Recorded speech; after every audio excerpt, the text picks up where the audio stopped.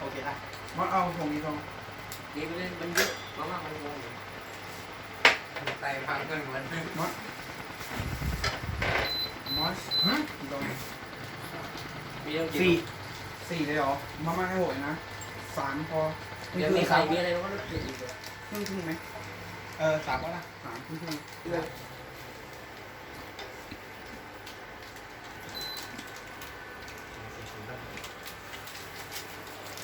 ผักอะใส่ตรงไหนไม่หมักเลยนะ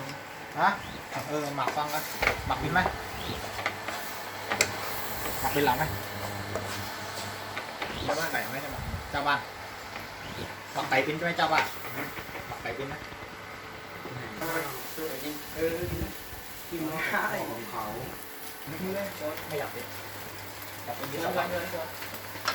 คิดแต่ว่าทำอาหารเป็นช้อน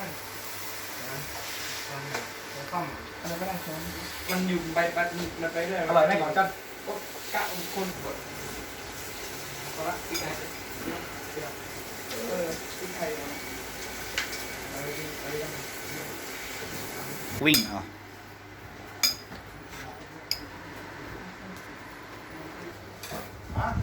รถดีไม่ต้องไม่ต้องอันนี้อันนี้เคยอันนั้นเคยบ้าง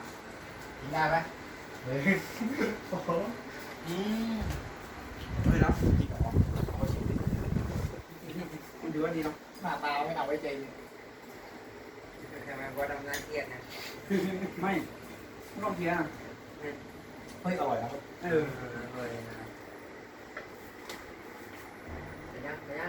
นะโอ้ยถึงนานช่วย 1 2 3